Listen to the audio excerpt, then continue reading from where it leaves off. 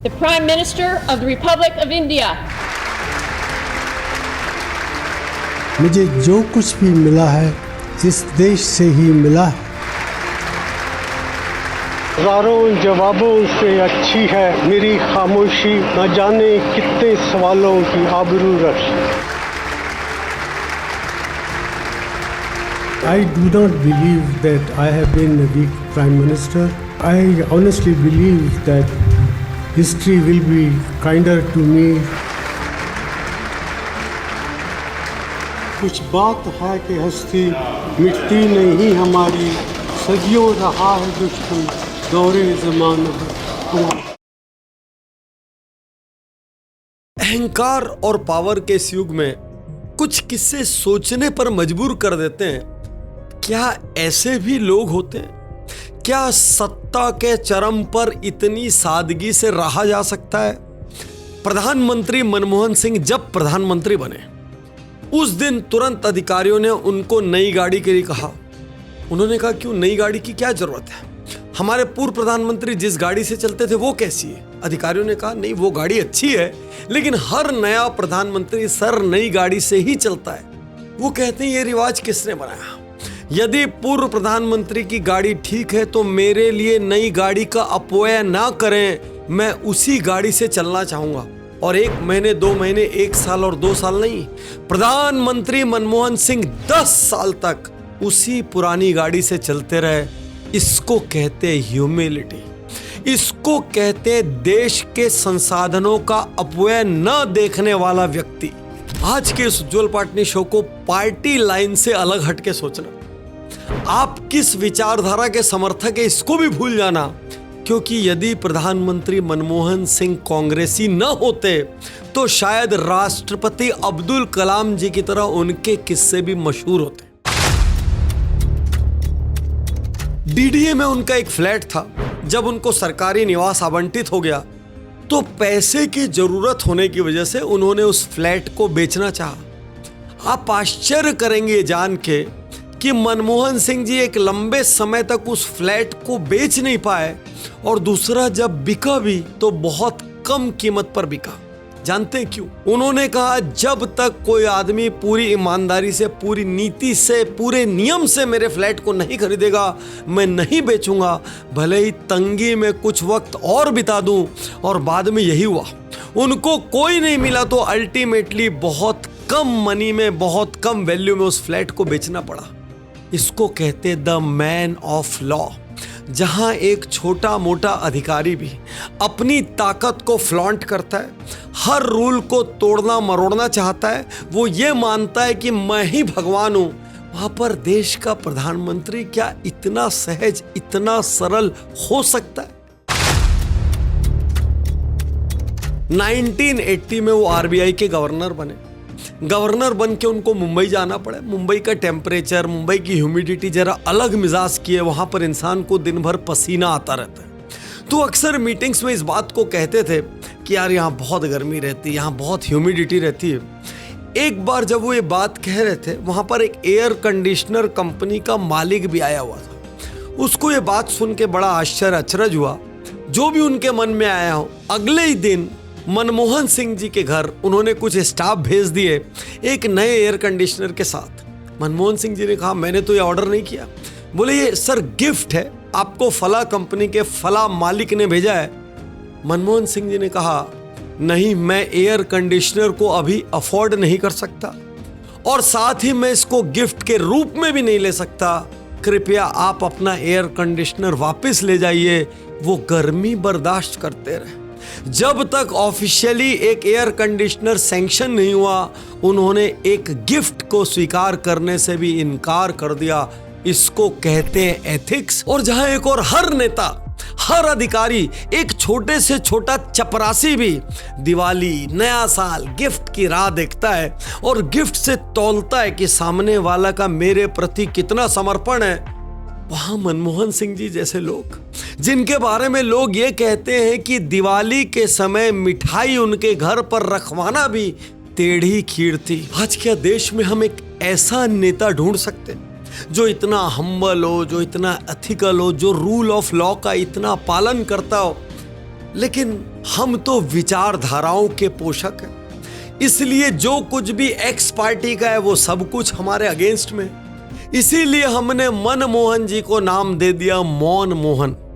लेकिन क्या उनका मौन उनकी वीकनेस थी, या उनके मौन की वजह से कम देश में 10 साल पॉलिटिकल स्टेबिलिटी रही? हजारों जवाबों से अच्छी है मेरी खामोशी, न जाने कितने सवालों की आबरू रखी। मैं कांग्रेसी नहीं हूं, मैं भाजपाई भी नहीं हूं, लेकिन मैं ये मानता हूं मनमोहन सिंह जी को और ज्यादा सम्मान की नजर से देखा जाना चाहिए।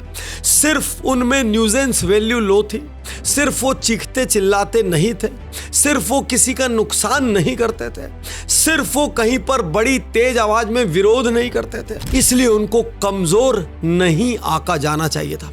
और ऐसा व्यक्ति कैसे कमजोर हो सकता है जिसके बारे में बराक ओबामा कहते हैं कि जब मनमोहन सिंह बोलते हैं तो दुनिया सुनती है। ऐसा व्यक्ति कमजोर कैसे हो सकता है जिसके निधन पर सिंगापुर जैसे न्यूट्रल देश ने अपने झंडे झुका दिए? ऐसा व्यक्ति कमजोर कैसे हो सकता है जिनके बारे में मलेशिया के प्रधानमंत्री कहते हैं जब मुझे जेल हुई तो मनमोहन जी ने मुझे कहा कि आपके बच्चों को स्कूल की फीस भरने में कोई दिक्कत आ रही हो तो मैं वो फीस भरना चाहता हूं। कैसे हो सकता है ऐसा व्यक्ति कमजोर? माना कि तेरी दीद के काबिल नहीं हूँ मैं, माना कि तेरी दीद के काबिल नहीं हूँ मैं, तू मेरा शौक तो देख, मेरा इंतजार कर। और यहाँ पर एक बड़ा सवाल ये भी उठता है कि भाई जिस व्यक्ति को सब लोग मौन मोहन कहते हैं, उस व्यक्ति ने अपने कार्यकाल में 117 प्रेस कॉन्फ्रेंस ली, और जो वर्तमान प्रधानमंत्री दुनिया के महानतम कम्युनिकेटर्स में से एक हैं, उनके पीछे प्रेस घूमती रह जाती कि प्लीज एक कॉन्फ्रेंस ले लो। कैसे हो सकता है ये व्यक्ति मौन मोहन? और इसीलिए आज जब मनमोहन सिंह जी के निधन पर सारी दुनिया शोक जता रही है, जब विरोधी पार्टी वाले भी उनकी तारीफ में कसीदे पढ़ रहे हैं, जब इंटरनेट पर वो सब जगह ट्रेंड कर रहे हैं, तो इस वक्त राज्यसभा में बोला गया ये शेर मुझे याद पड़ता है। मिट गए मिस्र, यूनान और रोमा, लेकिन कायम है अब तक नामो निशान हमारा। कुछ बात है कि हस्ती मिटती नहीं हमारी, सदियों रहा है दुश्मन दौरे ज़माना हमारा। और जब तक भारत रहेगा, जब तक भारत की आर्थिक प्रगति की बात होगी, जब तक भारत में उदारीकरण की बात होगी, जब तक राइट टू एजुकेशन की बात होगी, जब तक राइट टू इंफॉर्मेशन की बात होगी, जब तक मनरेगा की बात होगी, जब तक एथिक्स की बात होगी, प्रधानमंत्री मनमोहन सिंह को हिंदुस्तान भुला नहीं पाएगा। एक बड़ा प्रश्न ये उठता है, क्यों आज हर पार्टी का आदमी मनमोहन सिंह जी की तारीफ कर रहा है? क्यों विपक्षी भी विपक्षी वाली भावना से ऊपर उठकर, दलगत राजनीति से ऊपर उठकर आज मनमोहन सिंह जी के लिए शोक व्यक्त कर रहे हैं? इसके लिए हमको उनके जीवन में जाना पड़ेगा। चारों तरफ हम देखते हैं, या तो आप हमारे साथ हो और नहीं हो तो आप विरोधी हो। यदि आप विरोधी हो तो आपको साम दाम दंड भेद किसी भी तरीके से निपटाना पड़ेगा या निपटाने की नीयत रहेगी। ऐसे में मनमोहन सिंह जी जैसे नेता क्या करते हैं? चंद्राबाबू नायडू के ऊपर एक घातक अटैक हुआ, उसके कुछ समय बाद वो चुनाव हार गए। जो नई पार्टी सत्ता में आई, उन्होंने चंद्राबाबू नायडू का सिक्योरिटी कवर डाउनग्रेड करने हटाने की कोशिश की। चंद्राबाबू नायडू की जान को खतरा था। वो तुरंत प्रधानमंत्री मनमोहन सिंह जी से मिले और उन्होंने अपनी बात कही कि मेरी जान को रिस्क है, अभी अभी मेरे ऊपर ऐसा हमला हुआ है। और जानते हैं मनमोहन सिंह जी ने क्या कहा? ये नहीं कहा सोचेंगे, मैं कमेटी से बात करता हूं, या आप तो दूसरी पार्टी वाले हैं, या आप मेरी एक्स बात मानिए तो मैं आपका कवर बढ़ा दूंगा। उन्होंने कहा चंद्राबाबू नायडू, आप हैदराबाद उतरेंगे उसके पहले आपका एनएसजी कवर वापस पहले की तरह या उससे बेहतर हो जाएगा। आपके जैसे व्यक्ति की इस देश को जरूरत है। नायडू साहब वहां पर देखते रह गए। एक विपक्षी पार्टी के नेता को इतना सम्मान, with in fraction of A second निर्णय ले लेना, कौन कहता है ये प्रधानमंत्री डिसिसिव नहीं था? ये कह लीजिए डिसीजिव न होने का दिखावा करते करते ये व्यक्ति बहुत सारे डिसीजन ले गया। मौन होने का दिखावा करते करते ये व्यक्ति फाइलों पर बहुत से नियम बना गया और इंडिया को तरक्की की रोड पर ला दिया। एक महान नेता कौन होता है? जो निंदा की परवाह किए बिना अपना काम करे, वो काम करे जो काम देश हित में हो। भले ही वो काम आज कोई पसंद ना करे, भले ही वो काम छवि पर लग जाएगा दाग, ये सोच के कोई भी दूसरा ना करे, लेकिन जो एक सच्चा नेता होता है ना, उसके लिए देश पहले नंबर पर होता है। एक समय ऐसा आया जब इंडिया का विदेशी मुद्रा भंडार खत्म होने को आया। महज 15 दिन का विदेशी मुद्रा भंडार बचा था। स्थिति ऐसी आ गई कि ग्लोबली जो कंपनियां फ्यूल, पेट्रोल, डीजल सप्लाई करती है, उन्होंने भारत को देने से मना करना शुरू कर दिया। देश संकट के मुहाने पर खड़ा था। सारी दुनिया भारत की तरफ देख रही थी कि अब क्या होगा। ऐसे में पीवी नरसिम्हा राव जी ने फाइनेंस मिनिस्टर मनमोहन सिंह को यह जिम्मेदारी सौंपी कि आप कुछ कीजिए। उस वक्त मनमोहन सिंह जी के अलावा कोई भी होता तो शायद ये निर्णय वो नहीं ले पाता, क्योंकि भारत जैसे इमोशनल देश में सालों साल तक इसका दाग लगा रहता। उसके बावजूद मनमोहन सिंह जी ने एक दृढ़ निर्णय लिया। उन्होंने कहा, मुझे भले कितनी निंदा मिले, इस वक्त देश को इस संकट से निकालना जरूरी है। उन्होंने भारत का सोना इंग्लैंड के बैंकों में गिरवी रखा। उस जमाने में 300 करोड़ रुपया लेकर आए और उसके बाद देश के लिए नए, कड़े और बड़े फैसले लिए, जिससे देश आज यहाँ खड़ा है। और इसीलिए आम लोग चाहे कुछ भी कहें, अपनी औसत बुद्धि से चाहे जैसे निष्कर्ष निकालें, 2014 में जब मनमोहन सिंह जी ने नरेंद्र मोदी जी को सत्ता सौंपी, उस वक्त कहा, जब मैंने सत्ता संभाली थी तब देश के पास महज 15 दिन का पैसा था, और आज आपको जब मैं सत्ता दे रहा हूं तो हम दुनिया के टॉप 5 फॉरेन करेंसी रिजर्व वाले नेशंस में से एक। और यहां एक बात और बता दूं, जिन मनमोहन सिंह जी को बहुत से लोग कमजोर कहते हैं, उन्हीं को एक ताकतवर government minister, Deng Xiaoping of India कहते हैं। बीजेपी के नेता मनप्रीत सिंह बादल जी ने एक बार मनमोहन सिंह जी से पूछा, आपने पूरी दुनिया में अपने कार्यकाल में इतने सारे नेताओं से इंटरेक्शन किया, आपको सबसे बेस्ट नेता कौन लगा? उनका जवाब सुनिए। मुझसे ये मत पूछिए कि मुझे सबसे अच्छा नेता कौन लगा, क्योंकि मेरे लिए सबसे अच्छा नेता वो है जो भारत के सबसे ज्यादा काम आया हो। इसीलिए मैं जॉर्ज बुश जूनियर को नंबर 1 पर रखता हूं। जब सारी दुनिया भारत को रूस के अलाई के रूप में देखती थी, इसी वजह से बहुत सारी टेक्नोलॉजी हमको नहीं मिलती थी, बहुत सारा कोऑपरेशन और कोलैबोरेशन हमको नहीं मिलता था। उस वक्त जॉर्ज बुश ने इंडिया स्टोरी में इंटरेस्ट लिया।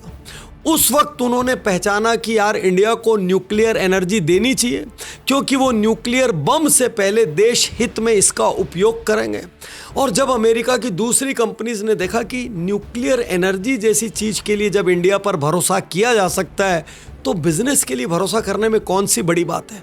उस वक्त सारे विरोध सहकर उधर से जॉर्ज बुश ने साइन किया और इधर से मनमोहन सिंह जी ने साइन किया। उस वजह से इंडिया यूएस के नए पार्टनरशिप के युग की शुरुआत हुई।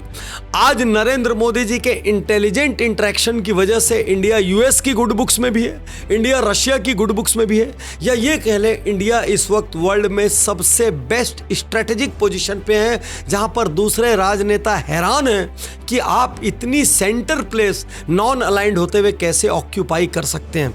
लेकिन यहां पर मनमोहन सिंह जी के डायलॉग पर गौर करिएगा, मेरा सबसे करीबी दोस्त कौन नेता रहा ये इंपॉर्टेंट नहीं है, मुझे सबसे अच्छा कौन लगा ये भी इंपॉर्टेंट नहीं है। इंपॉर्टेंट ये है कि भारत के काम कौन आया। और इसीलिए जब जॉर्ज बुश रिटायर हुए, उन्होंने दुनिया में महानतम लोगों के पोर्ट्रेट बनाने शुरू किए जिन्होंने उनकी जिंदगी को प्रभावित किया था, जो अपने कार्यकाल में उनके सामने सर्वाधिक महत्वपूर्ण थे। और दुनिया के महानतम लोगों के साथ उन्होंने भारत के प्रधानमंत्री मनमोहन सिंह जी का पोर्ट्रेट बनाया।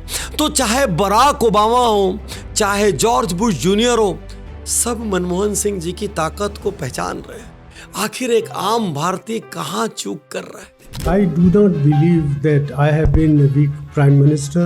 I honestly believe that history will be kinder to me than the contemporary media or the I have done as best as I could do under the circumstance. मैं आपसे कहना चाहता हूं प्रधानमंत्री महोदय, हिस्ट्री आपको बहुत काइंडली देखेगी। कई लोगों का रहते हुए उतना सम्मान नहीं होता जितना जाने के बाद होता है। कहते जिंदा हाथी लाख का और मरा 1.25 लाख का। आपके साथ भी यही हुआ। आज हर जनरेशन आपके बारे में बात कर रही है और आपके लिए मैंने ये चंद पंक्तियां दिल की गहराई से लिखी है। जहां भी हो ध्यान से सुनिएगा। शांत रहना कमजोरी नहीं है, विनम्र रहना कमजोरी नहीं है, धीरज धरना कमजोरी नहीं है, चुप रहना कमजोरी नहीं है, किसी को माफ कर देना ये भी कमजोरी नहीं है, किसी से सलाह लेना ये भी कमजोरी नहीं है, किसी का नुकसान नहीं करना ये भी कमजोरी नहीं है। जब तक आप ये सब अपनी इच्छा से कर रहे हैं, ये सब आपकी शक्तियां हैं। और माननीय दिवंगत प्रधानमंत्री श्री मनमोहन सिंह जी, ये सब आपकी शक्तियां थी और नेताओं को आपसे ये शक्तियां ग्रहण करनी चाहिए। शुक्रिया, धन्यवाद, थैंक यू। मैं तैयार हूँ, मैं तैयार